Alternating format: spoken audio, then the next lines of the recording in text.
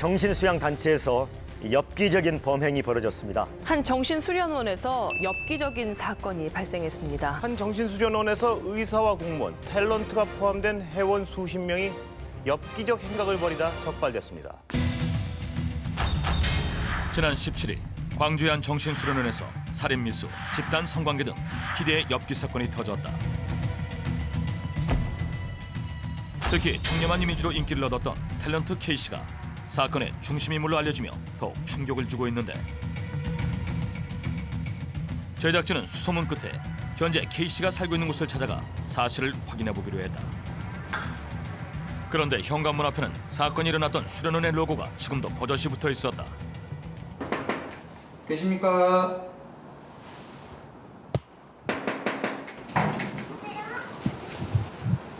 계세요. 가정부 이상한데요?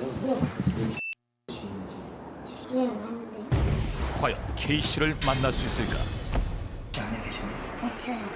어디 가셨나요? 지금 뭐 연습하러 나갔는데요? 연습이요? 네, 들어오세요. 동의를 얻어 집안으로 들어간 제작진. 어머니와 인터뷰를 시도했다. 어머니도 수련원 혹시 다니세요? 안 다녀요. 아드님만 수련원 다니시나요? 예. 뭐 이런 거, 걔는 그런 걸 좋아해. 막 뭐 이렇게 도 같은 거 찾아다니는 거 있죠? 그런 걸 좋아했어요. 그래가지고 뭐 여러 군데 찾아다니고 이제 한 군데 딱 이렇게 마음 붙여서 그러진 않아요. 최근 언제 갔다 오셨나요? 최근 지난주에 갔다 왔죠? 지난주에요? 예. 왜 무슨 일로 그러시는데요? 이번에 기사가 났는데요. 예. K씨의 어머니는 아직 아들의 상황을 모르는 듯했다. 그냥 왔다 갔다만 했지. 깊이 연루되고 그러진 않았는데. 깊이 열리는 거. 예. 제작진은 최근 그가 뮤지컬 공연을 앞두고 있다는 정보를 입수. 연습실로 찾아가 봤다. 혹시 지금 계시나요? 저분이요? 이번엔 정말 그럴 만한 진실을 들을 수 있을까? 아침에 나오셨다고 집에서. 원래 4시까지 오셔야 했는데, 아, 연락 안 되세요? 저 올 때 전화하면 했는데 전화 안 받으셨어요. 결국 제작진은 사건의 전말을 알아보기 위해 광주의 정신수련원으로 향했다. 씨가 자주 오셨나요, 여기? 예, 자주 오시죠. 어땠어요? 저는 이제 같이 서울에서 수련을 했었는데 저는 열심히 했어요. 저도 처음에 이 일이 있을 때는 사실 놀란 사람 중에 한 사람이었죠.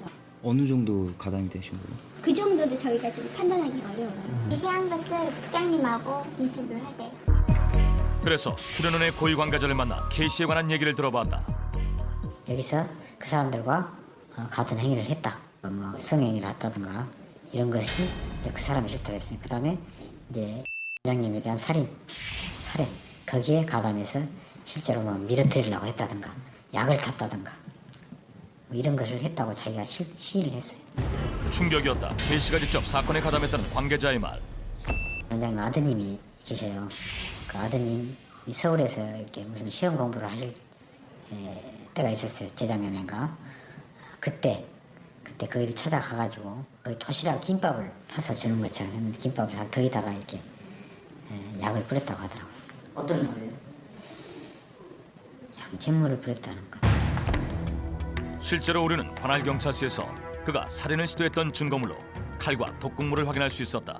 그는 왜 이런 짓을 저질렀을까? 이 사건 이제 주범 12명이 을 차지하려고 마약, 향정신성 의약품 그걸 회원들한테 먹여서 그 회원들을 잠이 들게 하거나 기절하게 해가지고 그 사이에 강간을 하거나 성폭행을 해서 그걸 이렇게 찍어가지고 내 말을 듣지 않으면 이거 인터넷에 띄우겠다라든가 가족한테 알리겠다라든가 이렇게 이제 협박을 한 것이죠. 그래서 그 다음부터 이제 본인들이 가쁜 대로 오다를 내는 겁니다. 이렇게 해라 저렇게 해라. 약을 먹여 집단 성폭행까지 어떻게 이런 일이 가능할까? 결핍dem은 마약은 아니고 수면 유도제입니다. 하지만 이제 과량 복용을 하면은 약을 먹고 나서 잠들 때까지 기억이 일시적으로 기억력 저하가 올 수가 있습니다. 그렇다면 이들은 어떻게 이 약을 구했을까? 그 회원 중에서 그 의사가 있는데 자기 그 대학 동창생들한테 허위로 처방전을 받아가지고 그 약물을 구입했다고 그렇게 지금 현재 수사 중에 있습니다. 주모자 12명은 왜 그런 극악무도한 범행을 저지르면서까지 수련원을 차지하려 했을까? 제작진은 어렵게 사건의 주모자 중 한 명을 만날 수 있었다. 네, 다니기는 다녔어요. 주동자라고 알고 있는데 맞습니까? 예, 그렇게 된 것 같습니다. 저는 그냥 그 마약으로 같이 이제 그 수련생들끼리 뭐 원하는 사람들끼리 성관계하는 그런 부분을 같이 하셨나요? 예, 그렇게 했어요. 놀라웠다. 하지만 이후 황모 씨가 말하는 사건의 동기는 더욱 충격적이었다. 처음에는 이제 이 수련법이 탐났기 때문에 그랬고요. 그 약은 돈보다는 이 수련법에 대한 욕심이 더 많았던 것 같습니다. 그 강사님이 계룡에서 최고 가정의 강사님으로 계실 때 저희들하고 친하게 지냈고, 그리고 이제 이 수련법으로 생로병사 해탈을 할 수 있다고 하니까 그 이제 7일간의 기적이 궁금하기도 했었고. 도대체 이들이 말하는 7일간의 기적이란 무엇일까? 정신수련원 관계자의 말을 들어봤다. 7일간의 기적이 첫날에 그 빛의 기적이라 그래가지고 빛의 기적부터 아수라장, 유정의 심판대, 천국과 지옥, 그 다음에 감노의 기적, 하늘의 기적, 이런 그 하루하루가 그 기적이 일어났던 날인데, 그 기적을 통해서 그대로 모든 수련생들이 성령이 임해서 만상만물은 본성에 열석자 이름이 있다는 것을, 그 열석자 이름이 자라는 것을 본인들이 그대로 밝힌 거예요. 이들의 주장에 따르면 원장 이모 씨가 빛으로 보이는 것은 물론 생로병사 해탈권과 천도의 권한을 가지고 있다는데, 즉 원장 이모 씨는 하늘의 메시지를 전하는 영험한 존재라는 것이다. 3주간의 기적 때 집사람이 정모 씨가 양모 씨에게 성령이 임해서 실토하라, 여기 온 목적을 다 얘기하라고 성령이 임해서 막 때려요. 실토하라고. 그리고 자기들 편끼리 지금 12명이 속해 있는 사람이 다 나와가지고 서로를 얘기해요. 실토하라고. 너 이렇게 하려고 엎으려고 오지 않았느냐. 그 당시에 그 자리에 계셨던 거예요? 네, 있었죠. 3주간의 기적 때 있었죠. 카메라 촬영했죠. 아, 제가 카메라 촬영하시고. 수련원 관계자는 수련원을 장악하려 했던 주범들이 오히려 이곳 수련법에 교화되어 스스로 죄를 자백하게 됐다는데, 결국 원장 이모 씨의 신비한 능력 때문이라는 것이다. 더 웃긴 얘기 해드릴까요? 우리는 이미 2주 전에 원장님께서 모든 세상 언론이 이 에 취재하러 올 것이고 이런 일이 일어날 것이라는 것을 이미 말씀을 하셨어요. 예언하신 거예요? 예언하셨어요. 2주 전에 이미 우리 회원들은 다 이거를 알고 있었어요. 그래서 뭐 보시다시피 어느 누가 쫄았거나 뭐 왕창 그런 사람 한 명도 없어요. 이후로도 관계자는 그들의 수련법에 대해 한참 동안이나 설명했다. 그런데 제가 듣기로는 선생님 부인께서 피해를 당했다고 들었거든요. 네. 그분들을 제가 저번 주에도 봤어요. 만났고.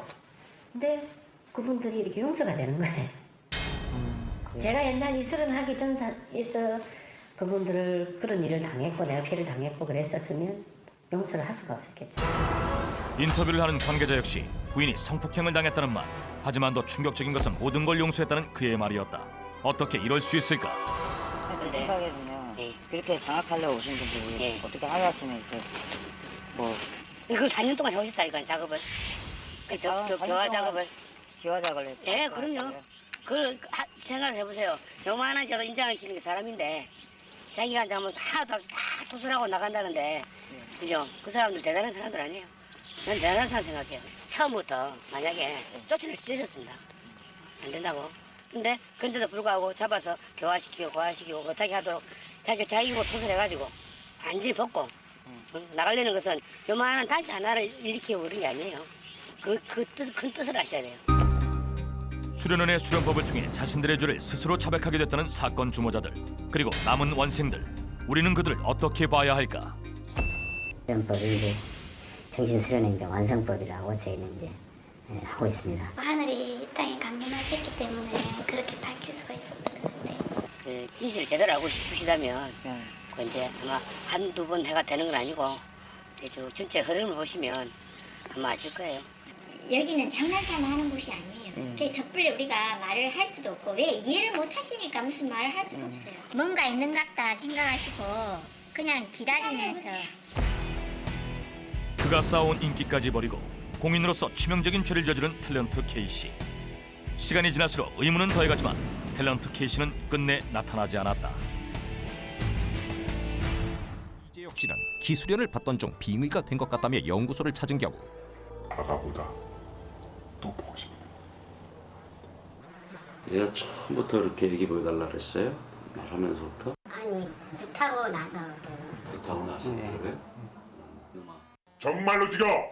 얘 죽는 거 보고 싶어? 얘 목소리 들어볼래? 갑자기 달라진 재혁 씨의 목소리.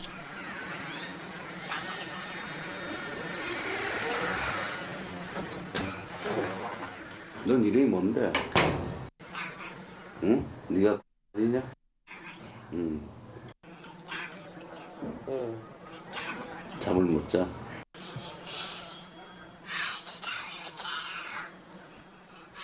자신의 몸에 빙의된 혼이 자신을 괴롭힌다는데 한참 어쩌네. 그래서 그래! 얘가 지금 보여달라고! 순간 다시 변한 재혁 씨의 목소리. 절대 안 나와! 빙의된 혼의 음성이라고 했다. 아가 뭐야, 아가! 아가라는 게 뭔가요? 귀신이 자기 애기 찾는 거야 지금. 죽은 영혼이 자신의 아기를 찾기 위해 재혁 씨의 몸에 빙의된 것으로 법사는 판단하고 있었다. 내보낼 수 있을 것 같아. 그래야지. 너 가야지. 괴롭히면 안 되지. 무슨 약 6개 먹어라. 수면제 9개 먹어라. 죽는 거 아니냐. 그랬더니만 너 죽었다. 그러면서 사사 쓰게 하더니만. 그리고 제가 깜짝 놀라니까 아버지 안녕히 계세요라고 말하래. 지금 죽을 거야. 목소리가 제가 이 목소리가 아니거든요. 얘 목소리가. 내 쫓아줄 테니까 예. 나하고 마음을 맞춰야 돼. 예. 의지를 가져야 돼. 예. 어? 예, 이 녀석 보내고 싶어요. 보통 너는 이겨내야 돼.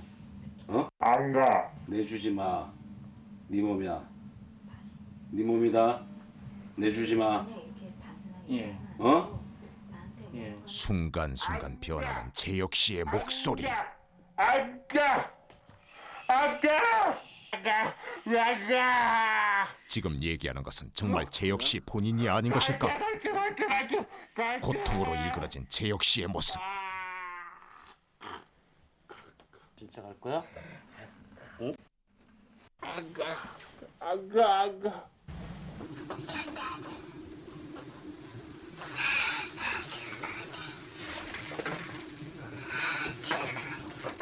차마 옆에서 볼 수 없을 정도로 그는 심하게 괴로워하고 있었다. 이 녀석 내 거야. 완전히 내 거야. 그러니까 좀 내 거 만들게 해줘. 어림없어 이놈아. 내 거라니까. 내가 접수할 거다. 안 돼. 이 녀석 내 거야. 비니까 내 거 줘. 얘는 맨날 발금발금이야. 왜 발금발금만 열심히 하는가? 발금. 그런 측면을 잡고 얘기하는데 발금이라고. 자, 너는 들어가. 나와봐라. 좋아. 어느 날 갑자기 시작된 타인의 목소리는 정말 죽은 자의 이야기인 것일까? 어떻게든 자신의 의지를 찾으려 애쓰는 재혁 씨. 예. 발금 그러냐? 얘한테? 엄청 싫어하는구나. 눈앞에서 벌어지지만 도저히 이해할 수 없는 이 상황을 어떻게 받아들여야만 할까? 검증을 과학적으로 할 수가 없죠. 이거 영세계이기 때문에 차원이 다른 세계에서 벌어지는 일이라 과학적으로 딱 이거다 하고 지금 모습을 드러내줄 수가 없어요. 근데 분명한 거는 다 피해자라는 사실. 이렇게 뺏긴 애 처음 봤지 자네. 얘 완전히 갔어. 내가 다리 들어주고 있네 이렇게. 이만큼 가능해. 너보다 더한 놈도 더 있었다. 그런가? 어때? 다리가 더 많이 올라가지? 치료의 강도가 강해질수록 재혁 씨는 점점 더 이상한 행동을 보이고 있었다. 어때? 친구야. 그리고 너 말이야 새끼야. 예? 너 완전히 갔다 새끼야. 너 나중에 그래 공개할 때 나중에 이거 말해. 이 새끼 완전히 내가 먹었다고. 부당들하고 내가 어떻게 싸우나. 그때 내가 아주 강하게 쌌다 새끼야. 보자 새끼야. 야 일로 와 너. 굿할 때 거의 무슨 무공 자세로 부당들하고 싸웠어요. 근데 자기가 아니라고 그랬거든요. 근데 오늘 갑자기 그런 자세를 지금 보여준 거예요. 그러니까 무공 자세를. 저는 전혀 배운 적이 없어요, 무술. 그렇다면 빙의에 관한 학계의 입장은 어떤 것일까? 제작진은 재혁 씨의 이런 행동을 어떻게 봐야 되는지 과학적인 해석을 부탁했다. 어떻게 보면 그 정신과에서 그 퇴행적인 어떤 현상하고 연관성이 있는 뭐 이런 그 행동으로 보여질 수도 있거든요. 정신과에서 이렇게 그 어떤 사람들은 굉장히 퇴행적인 이렇게 행동을 하면서 어떤 아이 소리를 내기도 하고 어떤 이 반복적인 이런 행동을 하기도 하고 해주는 그런 거하고도 이렇게 그 비슷한 그 현상으로 이런 그 퇴행적인 현상 뭐 이런 마치 그 다른 사람처럼 행동하고 있다고 해서 이게 완전히 어떤 빙의다라고 이렇게 단정하는 거는 좀 그 위험한 발상이다 이렇게 얘기할 수 있을 것 같아요.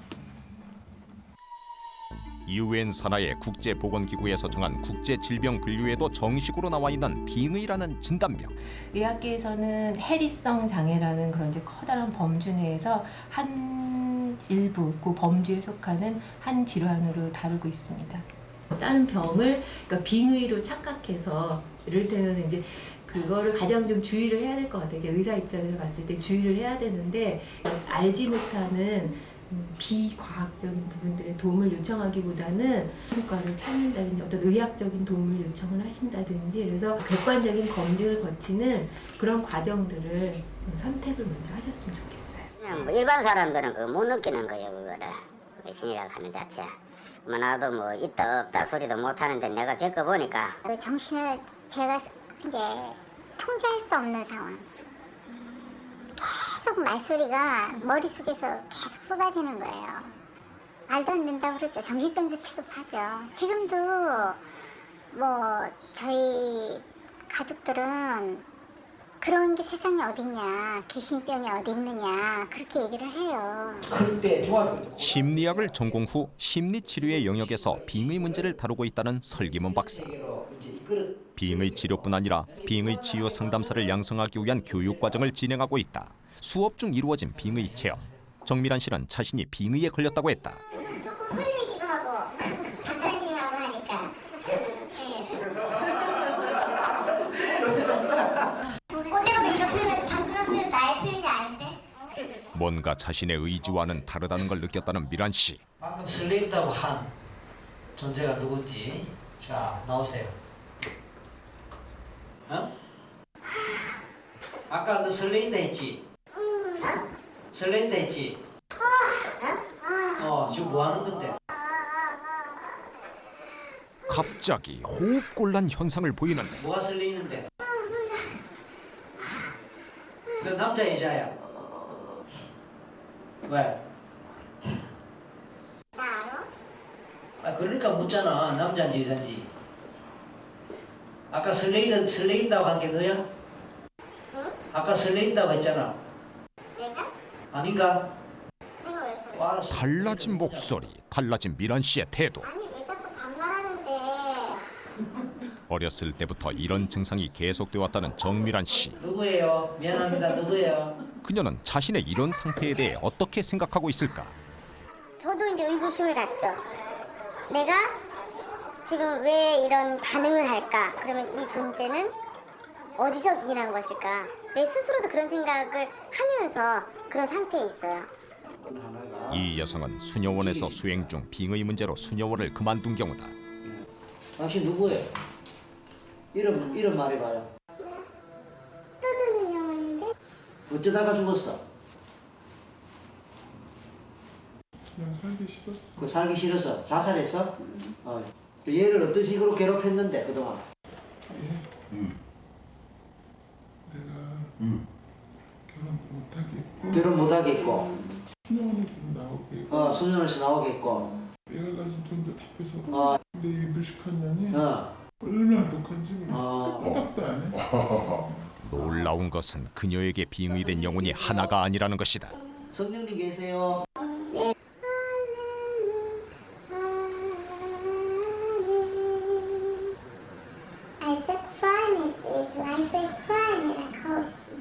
지금 영어를 사용하며 얘기하는 존재는 일명 성령님이라 불리는 영혼이라는 것이다. 너희 아이들에게 평화를 심어라. 대체 지금 울고 있는 건 누구의 의지인 것일까?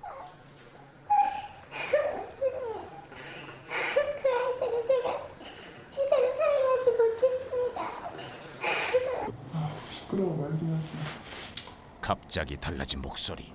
다시 나타난 아가씨 영훈이라고 했다. 그러면 그럼 너가 말할 거야? 내보고 말하지 말라고 그러잖아. 이 안에 나만 있는 줄 아냐? 나는 뭐 누가 있는데? 누가? 잠깐 있어봐. 자, 성령님. 네. 어떻게 해야 할까요? 어리석죠. 예. 어떻게 해야 할까요? 방법은 내가 사람으로 사는 것밖에 없어요. 성령님은 저를 아십니까? 누굽니까? 당신을 만들었거든. 네. 다중인격 장애와 구분되지 않는 현상. 과연 정신질환과 빙의의 경계는 무엇인가? 넓은 차원에서 과학의 개념을 보고 또 사람이라는 존재를 그 어떤 보여야만 믿는 그런 물질적인 존재로만 봐서는 이 문제 해결 안 됩니다. 그보다는 보이지 않는 정신적인 세계라든지 보이지 않는 영적인 세계 이런 부분에 대해서 고려하고 이런 부분들을 생각을 해야 되는데 저도 과거에 인정 안 했으니까 이걸 접하거나 공부하기 전에는 별로 인정 안 했으니까. 취재 중 빙의를 완치했다는 사례자를 만날 수 있었다. 아버지와 가게를 운영하고 있는 공동호 씨는 작년까지만 해도 빙의 문제로 일상생활을 전혀 하지 못했었다고.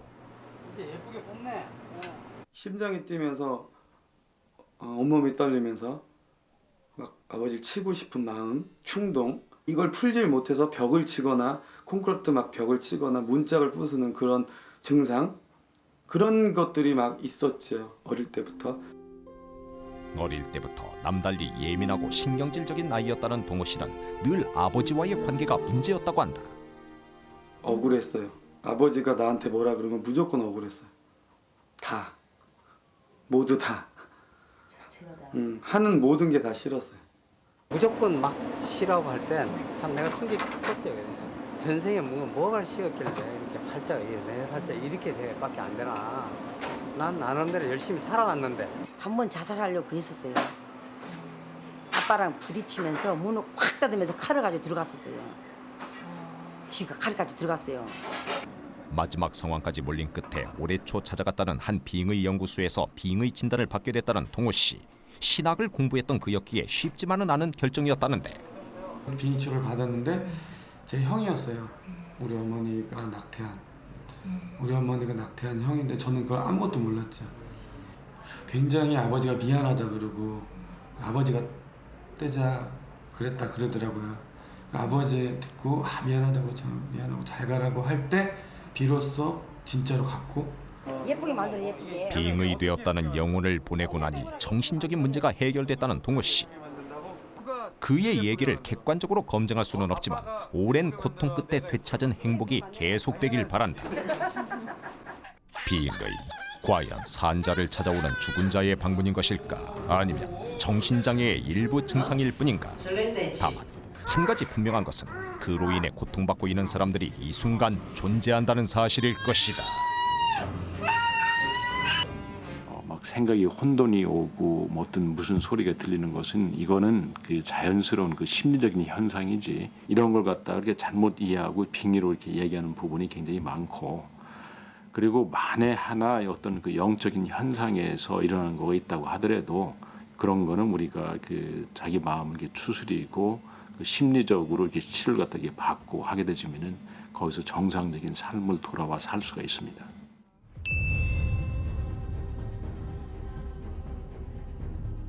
그러니까 이즈음 라스푸틴은 상트페테르부르크에서 치유력을 가진 성자로 이름을 날리고 있었고요. 자신을 추종하던 그 황실 가족의 소개를 받아서 황제 부부를 만나게 됩니다. 당시 러시아 제국에서는 기적을 행하는 성자가 진짜 있다고 믿었습니다. 이때 라스푸틴은 마치 진짜 성자처럼 신비로운 말을 늘어놓으면서 사근사근하게 다가가면서 호감을 얻었고요. 라스푸틴을 두고 우리가 찾던 성자라고 생각을 하면서 기뻐했다고 합니다. 넘어갔네. 결국 국가기밀인 황태자의 혈액병까지 라스푸틴에게 털어놓게 되는 거예요. 이때부터 라스푸틴은 황태자가 아플 때마다 궁에 불려와서 알아놓은 황태자의 침대 머리맡에서 열렬히 기도를 하게 됩니다. 라스푸틴이 기도를 마친 다음 날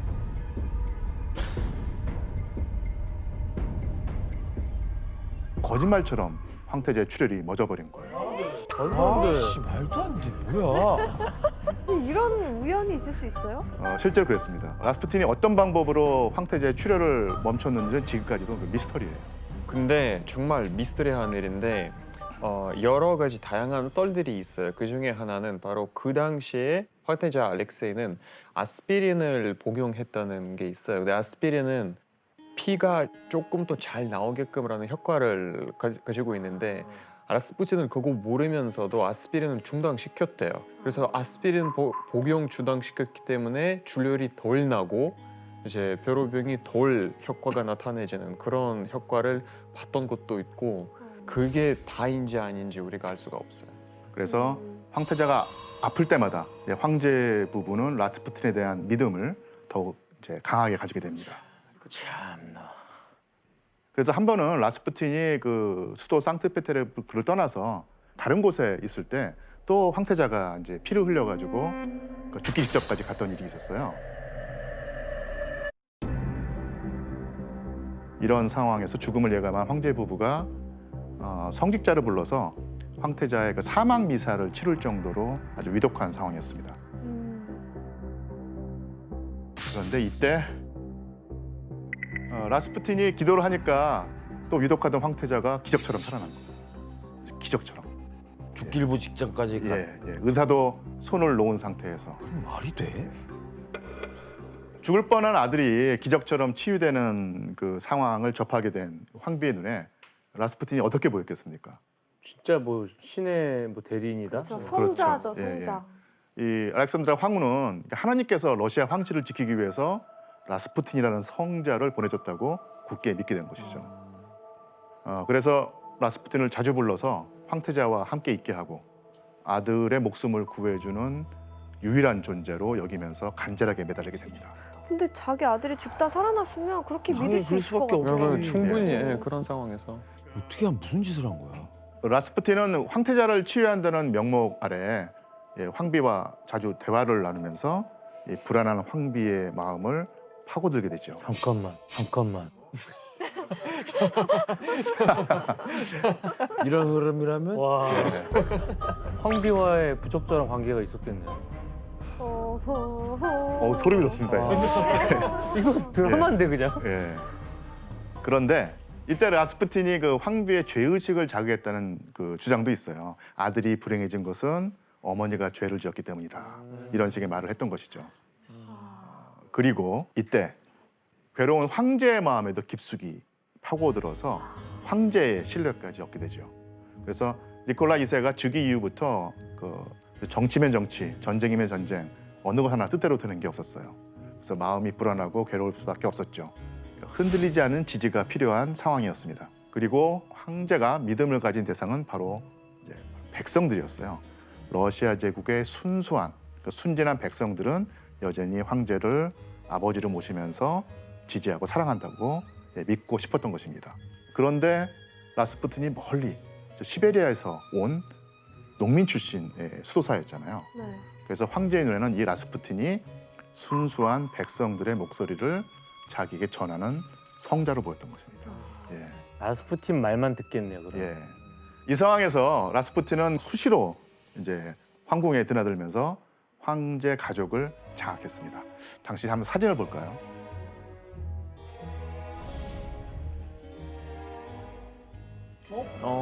가족 사진에 같이 끼어 있네요. 한가운데. 그것도 한가운데. 한가운데. 너무 청일점이네. 그래서 라스푸틴과 황비 그리고 공주 4명, 황태자의 모습인데요. 라스푸틴은 이 공주 4명의 마음도 사로잡았어요. 뛰어난 언변으로 공주들의 고민을 상담해주면서 친해졌던 것이죠. 4명 다. 그 사람들 마음속에 들어가서 심리적으로 막 조종을 한 거네요. 어느 날부터 라스푸틴이 그 황실을 수시로 드나드는 모습이 사람들 눈에 띄고요. 황제 부부와 친하다는 사실이 알려지면서 라스푸틴에게 잘 보이고자 하는 사람들이 점차 늘어나게 되죠. 그러겠죠. 예. 여기에는 그 라스푸틴의 허풍도 한몫을 했는데요. 황제 부부가 자기를 믿고 따른다고 이제 떠버리고 다니는 겁니다. 그러니까 사람들은 라스푸틴에게 로비를 하려고요. 뭐 돈, 그다음에 귀한 포도주, 그다음에 고급 양탄자 이런 각종 뇌물을 들고 라스푸틴의 집 앞에서 줄을 서고 했단 얘기죠.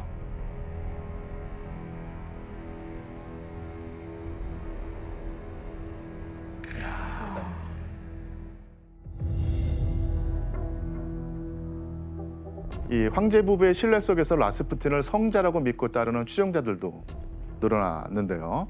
그를 영적인 스승으로 추앙하는 사람들이 있는데 함께 찍은 사진이 있습니다. 한번 같이 볼까요?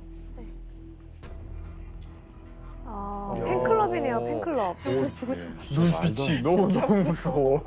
진짜 말도 안 된다, 쟤. 눈빛이. 진짜. 눈에 아무것도 없는 것 같아. 흰색이야. 예. 그리고 지금 거의 다 여성분들. 맞습니다. 이 사진의 특성이 있는데 지금 그 혜성 씨가 말한 것처럼 대부분 다 여성이었다는 얘기죠. 라스푸틴은 자기를 따르는 여성들을 뭐라고 불렀을까요?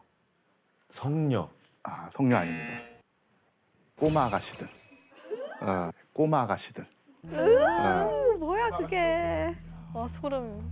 대체 왜 이렇게 수많은 여성들이 라스푸틴에게 속수무책으로 빠져들었을까요?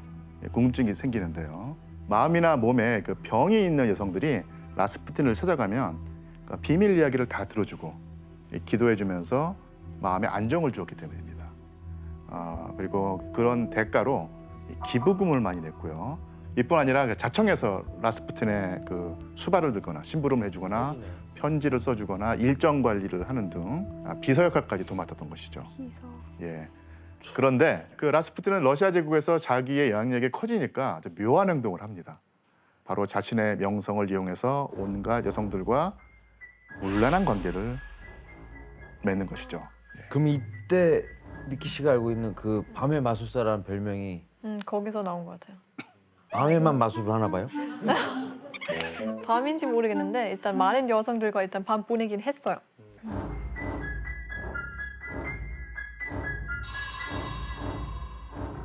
그리고 아까 그 홀리스트 얘기 나왔잖아요. 거기서 그대로 가져온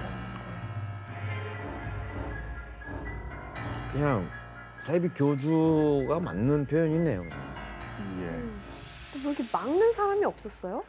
예, 당연히 여기저기서 말이 나올 수밖에 없겠죠. 교회도 라스푸틴을 이제 비난을 했는데, 네, 교회 지도자들이 라스푸틴이 이단 종파에 빠져 있다. 그리고 수녀를 유혹하고 강간하려 했다고 비난을 하고, 그러니까 신도와 집단 난교를 한다고 주장을 했습니다. 그러니까 신문에서는 일제히 라스푸틴을 사기꾼이라고 비난을 하죠.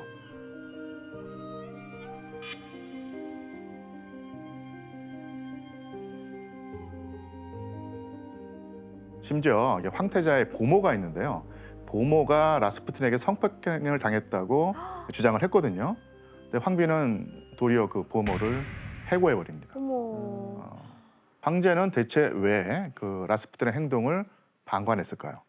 이유가 무엇이었을까요? 바로 라스푸틴이 황실의 비밀을 쥐고 있었기 때문입니다.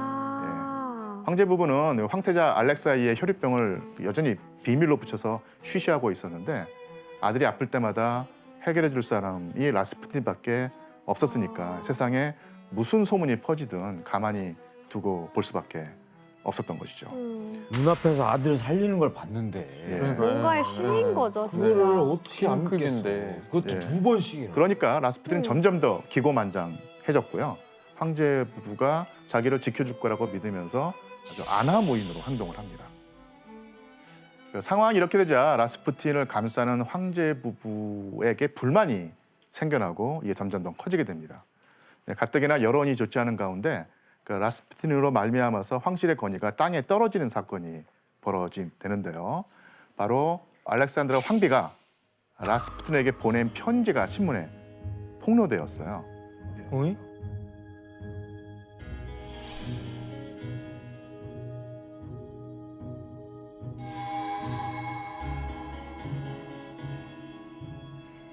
내가 바라는 것은 단 하나. 당신의 어깨에 기대 잠드는 거예요. 나는 당신을 사랑하고 믿어요. 당신을 곧 만날 수 있는 기쁨을 허락해 주세요. 당신에게 따뜻한 키스를 보내요.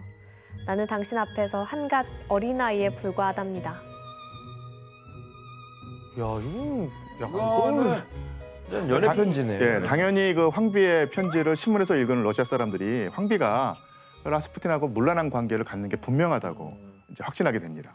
저 황비가 쓴 편지를 보면 예. 그 황비와 라스푸틴의 뭔가 이상한 관계가 예. 어느 정도 사실인 것 같은데요. 그러니까 그런 느낌을 주긴 하는데 그 역사가들은 그 알렉산드라 황비와 그 라스푸틴 사이에 그런 관계가 있었다고 믿지 않습니다. 그러니까 라스푸틴은 자기의 권세가 니콜라 2세의 절대적인 믿음에서 나온다는 것을 너무나도 잘 알고 있었거든요. 그런데 그 황제의 신임을 조금이라도 해칠 가능성이 있는 일을 할 리가 없죠. 근데 문제는 뭐냐면 그렇게 믿는 사람들이 많았다는 얘기죠. 여론이 나빠질 수밖에 없었습니다. 당시 황비와 라스푸틴의 관계를 조롱한 만평이 있습니다. 한번 볼까요?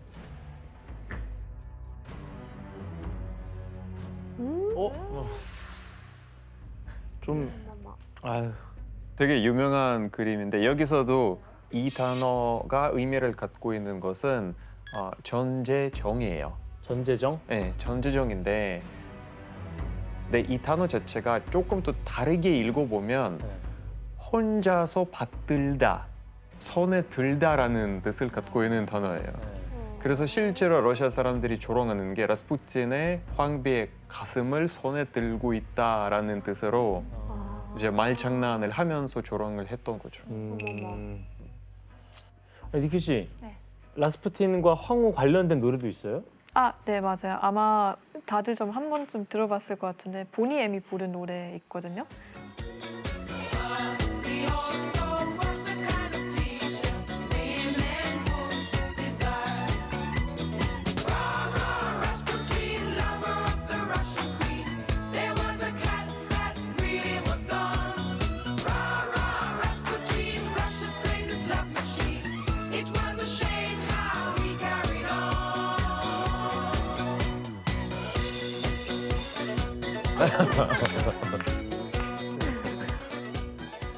그래서 러시아 신문마다 라스푸틴과 황비를 조롱하고 이제 크게 비난을 하는 기사가 쓸리고요. 이런 그 소문이 그 전국을 휩쓸면서 사람들이 황실에 아주 분노하고 실망을 하게 되죠. 그 라스푸틴이 러시아 황실을 그 어지럽힌 지 여러 해가 지난 뒤에 안 그래도 혼란스럽던 러시아 제국의 뿌리를 뒤흔드는 거대한 사건이 발생합니다. 바로 1914년 7월 제1차 세계대전이 발발한 것이죠.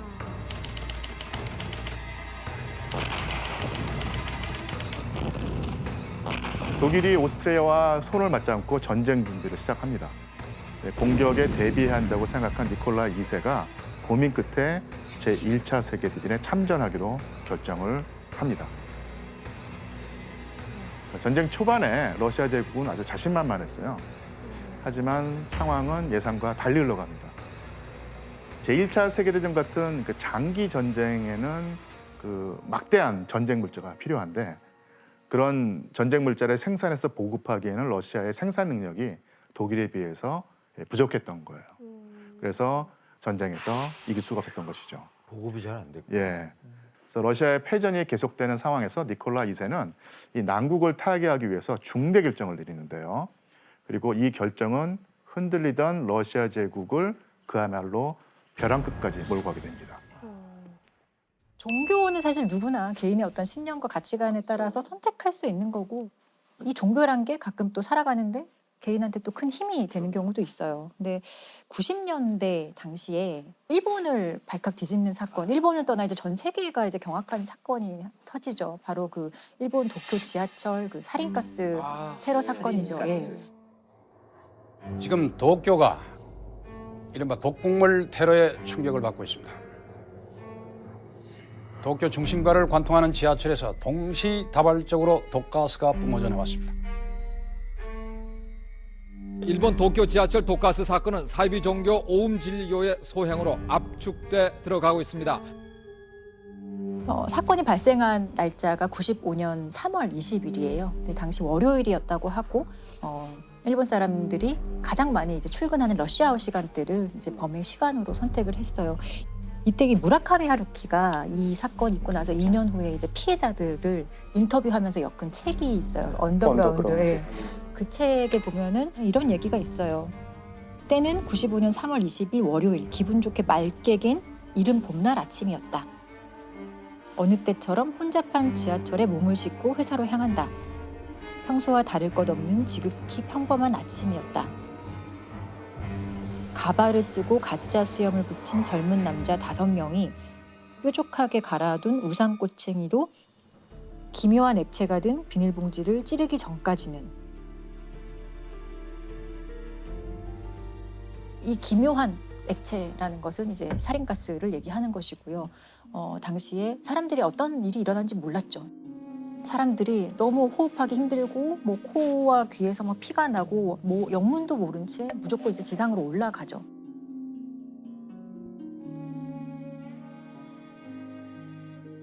그래서 총 13명의 사망자가 발생을 했고 부상자는 거의 6천여 명에 이르고 있고 그 후유증이 엄청나기 때문에 지금도 사실 부상자로 분류됐지만 너무너무 이제 힘든 삶을 살고 있는 피해자들이 사실 많은 정도였고 아침 출근 시간에 이제 이런 화학 테러 사건이 일어났다는 거에 이제 전 세계가 많이 충격을 받았던 사건이에요. 근데 이게 살인가스가 뭘까요? 살인이거든요. 지금 많은 분들이 지금 들으실 때 살인이 아니고 살인. 그렇죠. 사린이라는 물질인데요. 원래 이런 독극물이 나오면 항상 따라다니는 데가 꼭 그 독일 나치 아니나 다를까 이것도 이제 나치가 화학 무기로 만든 물질이에요.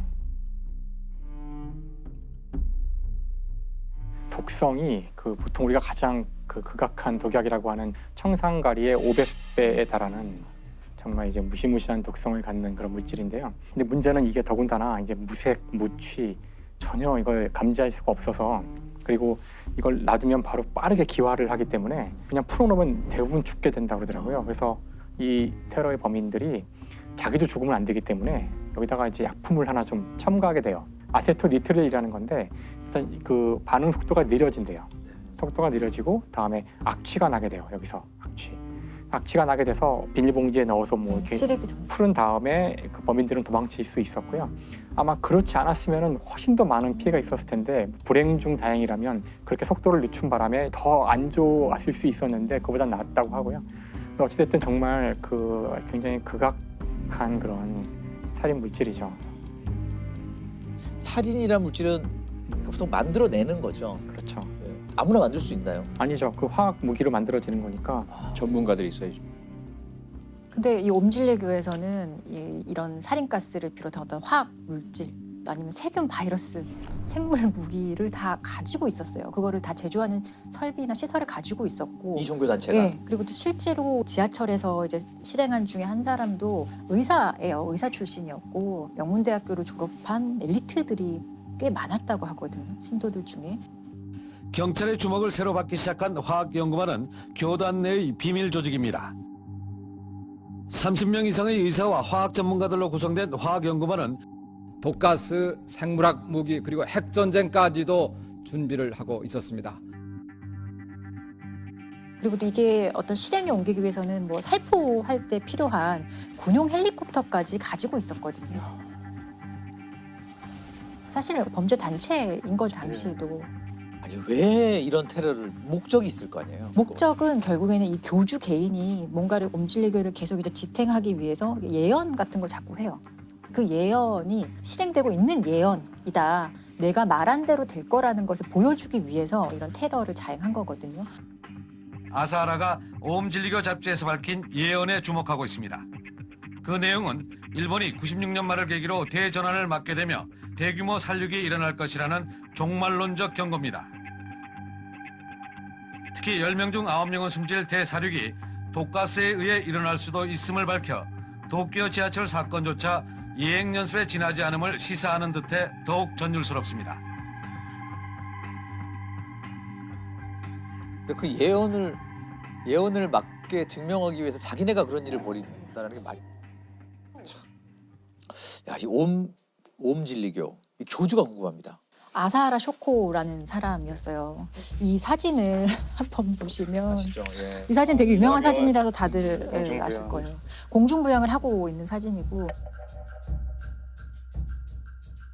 85년 10월에 이제 이 사진이 일본에서 공개가 되었다고 합니다. 근데 당시에 이제 85년 10월이었으면은 사실 일본 경제가 엄청나게 호황을 맞이하고 있을 시절이고 사실 많은 이제 젊은 사람들이나 일본 사람들이 좀 안정된 생활, 풍요로운 생활에서 좀 삶의 어떤 지루함을 느끼고 있을 시절이었고 그래서 그 오컬티즘이어서 오컬트 문화가 일본에서 좀 붐을 일으켰던 시기라고 해요. 그런 오컬트 잡지에 이런 사진이 등장을 했을 때 많은 젊은이들이 좀 열광했다고 합니다. 그러니까 85년에 이렇게 이 사진이 공개가 돼서 이 사람 개인에 대한 관심도 높아지고 사람들이 어떤 이런 거에 대해서 조금 잘못된 믿음을 가지기 시작을 했고 95년에 실제로 이런 테러를 자행할 때까지 한 10년 동안 교세를 엄청나게 확장하고 자금력도 엄청나게 이제 동원을 하면서 이런 테러를 할 수 있는 단체로 거듭나게 되는 거죠. 그 자금력이 약간 테러를 하게 된 네. 좀 힘이 됐네요. 예. 근데 자금을 어떻게 구했냐 본다면 결국에는 신도들의 헌납이죠. 예. 여기 옴질레교에 가입을 하기 위해서는 유산이나 재산을 다 기증을 해야 된다는 그런 조건이 있었어요. 그리고 또 실제로 이게 어떻게 돈을 벌었느냐 보면 참 실소를 금할 수 없는데 자신의 어떤 우상화하는 상품을 막 팔아요. 굿즈 같은 거요? 예, 굿즈이죠. 지금의 관점에서 보면 교주의 개인 굿즈라고도 볼 수 있는데 좀 그게 해괴합니다. 교주가 목욕하고 남은 물 1리터가 하나로 100만 원이었어요. 그리고 교주의 피가 1000만 원. 그리고 교주와 커뮤니케이션을 가능하게 하는 헤드 기어를 팔았다고 하는데 이건 1억이에요. 단 렌트할 경우 일주일에 1000만 원.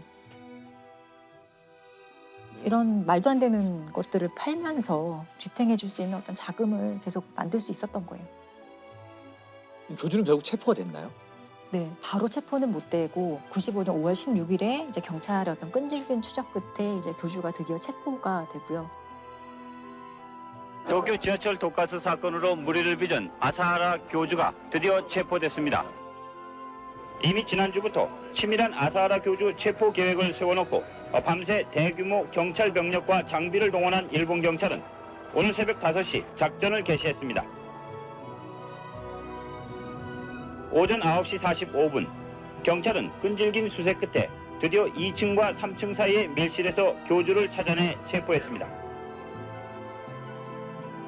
교주를 잡고 보니 사실 과거에도 여러 가지 범죄에 연루됐던 것들이 많았던 거예요. 특히나 그 옴질레교가 사실 이 정도 확장을 하는 과정에서 피해를 입은 사람들이 있기 마련이잖아요. 그래서 그런 피해자들을 모아서 도와주는 어떤 변호사가 있었다고 하는데 피해자들을 도와주는 것을 방해하기 위해서 이 변호사 일가족을 살해하고 암매장하는 사건도 있었고요. 또 옴질레교의 일부 지회를 이제 없애는 그런 재판 소송이 있었는데 그 소송을 담당하는 판사를 이제 살해할 목적으로 그때도 이제 살인가스를 살포해서 7여 명이 사상한 사건이 있었어요. 이것 외에도 20건 정도의 다른 범죄도 이제 밝혀지게 되는 거죠.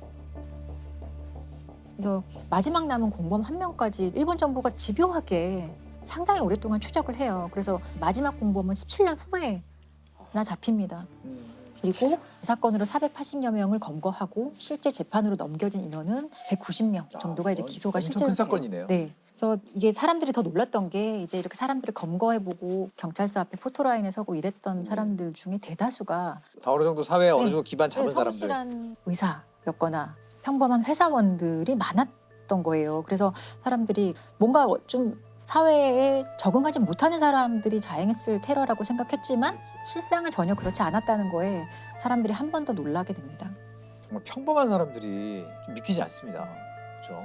그러니까 옴질레교를 통해서만 이 세상을 구원할 수 있다. 핵전쟁이나 뭐 인류 멸망 이런 것들을 항상 얘기하면서 신도들에게 어떤 공포심을 자극했다고 해요. 그러니까 막연하게 공포심을 느끼게 하고 주변과 단절을 시키는 과정에서 더욱더 이 믿음을 이제 강화하는 그런 작업을 했던 거죠.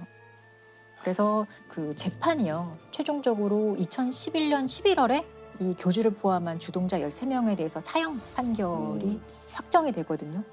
그리고 사형이 실제로 집행이 되는데 집행되는 시점은 2018년 7월에 집행이 되고 총 사건 발생일로부터 사형 집행될 때까지 시간이 한 23년 정도 걸렸던 거예요. 그러니까 뭔가 인간의 좀 취약함을 파고드는 게 이런 잘못된 믿음인 것 같고 실제로 재판 과정에서 이제 교주를 제외한 다른 공범들은 나는 교주한테 세뇌당해서 이런 행동을 한 거다.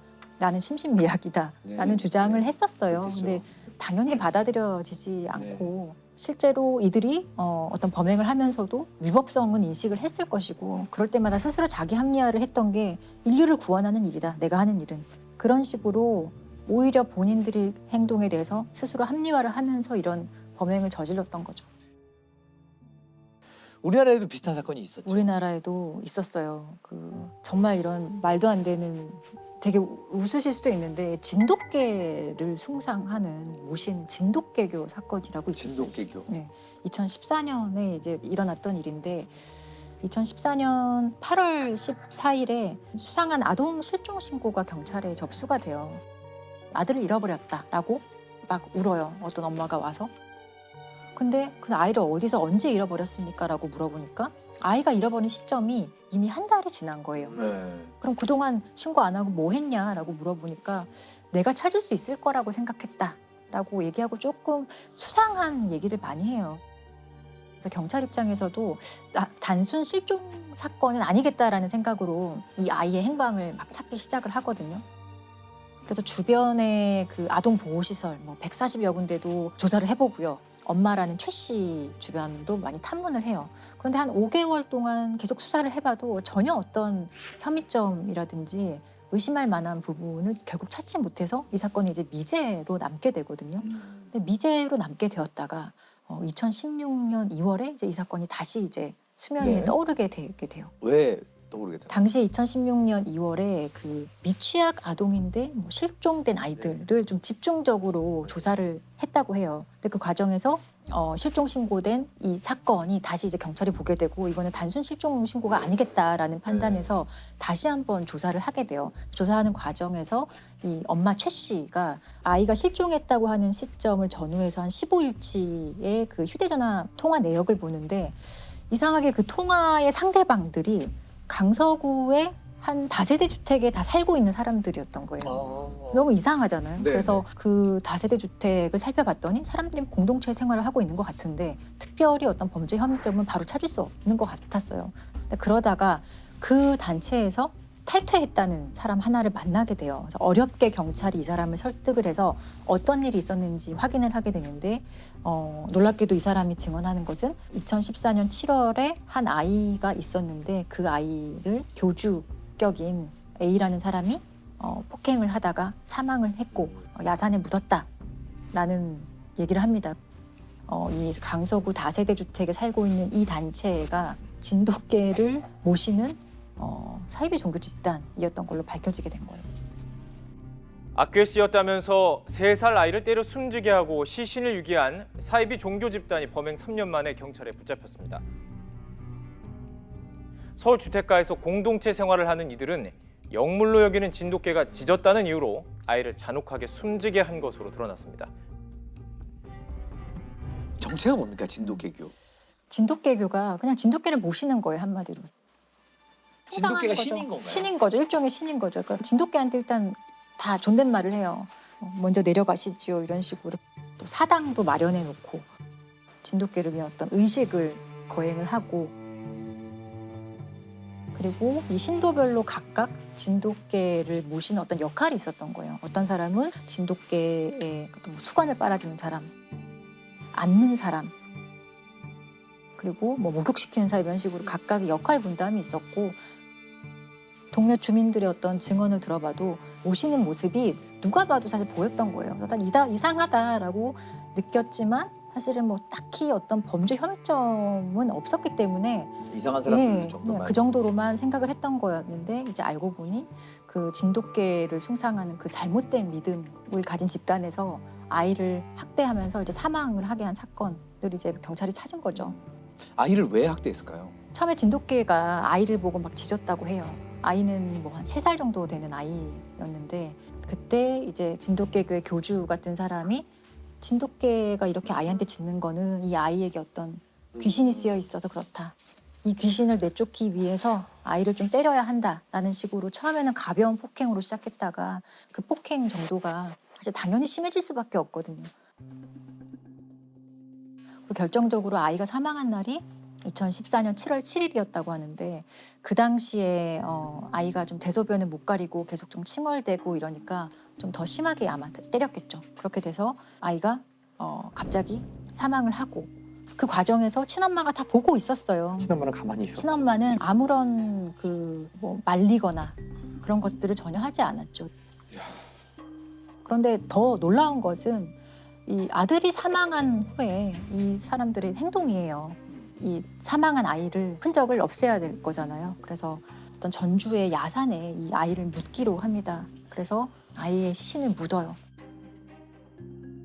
묻고 다시 집으로 왔는데 생각해보니 거기 멧돼지들이 많이 다닌다는데 멧돼지가 혹시나 아이를 묻어놓은 곳을 다시 파서 아이가 드러나면 어떡하지? 라는 그런 불안감이 엄습해왔나 봐요. 그래서 다시 이들이 내려가서 아이의 시신을 꺼내요. 그리고 그 자리에서 화장합니다. 아이의 시신을 불태워버리거든요. 그 과정에 엄마가 다 참여를 했어요. 그러니까 좀 믿기 어려운 일이지만 실제로 일어났었던 일이라는 거에 좀 충격적이죠. 이 엄마가 그럼 경찰에 왜 실종 신고를 했느냐. 그것은 그러니까 자기들의 범행이 발각되지 않도록 하기 위한 혹시나도 모를 수사에 대비한 어떤 그 혼선을 주는 그런 목적이었고. 실종 신고가 너무 늦은 거죠. 그렇죠. 이것까지 이 엄마는 이제 교주와 그 진돗개교 사람들이 시키는 대로 하게 됩니다. 근데 이들 처벌 어떻게 받았나요? 그 엄마 최 씨는 이제 10년 형이 선고가 되고요. 아이를 직접적으로 이제 학대해서 사망하게 한 사람은 13년 형이 선고가 되고. 그러니까 죄 질에 비해서는 어떻게 보면 형이 좀 형량이 적은 편인 것 같습니다. 좀 가슴 아픈 얘기네요. 이게 이렇게 좀 호응행랑하잖아요. 이런 종교에 빠지는 심리가 뭘까요? 뭐 기본적으로 사실 사이비 종교에 빠지는 심리하고요. 사기 범죄에 속는 심리가 좀 유사한 메커니즘을 갖고 있어요. 앞서 옴진리교 같은 경우 겉으로 뭐 의사라든지 전문직 성공한 사람이라 하더라도 외형적으로 그럴 뿐이지 이 사람들의 마음속에는 결핍이 있어요. 해소하지 못한 그런 심리적인 문제가 있거든요.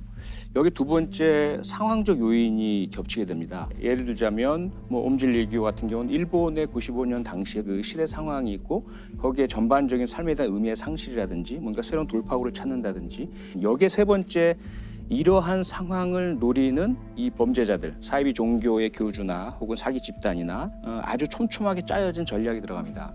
처음에는 그냥 베풀어요. 당신 힘들지, 내가 들어줄게 라든지 또는 그들이 갖고 있는 어떤 자존감, 낮은 부분들, 인정받고 싶은 욕구를 건드려주죠. 그러면서 그 다음에는 이제 외부와 차단을 시키죠. 다른 제3의 의견을 못 듣게 해요. 다른 사람의 조언이나 개입을 못하게 만들어버리고 그리고 나서 소위 말하는 본전 심리가 들어가는 거죠. 그때까지 내가 바친 게 있는데 만약에 여기서 당신이 중단하면은 다 날아가는 거야. 이 세 가지가 합쳐졌을 경우에 사실상 여기서 벗어나기가 쉽지가 않고요. 이 세 가지를 다 와해시켜야만 피를 막을 수가 있죠. 뭐 종교를 선택하는 것은 개인의 정말 어떤 신념이고 개인의 선택 문제이거든요.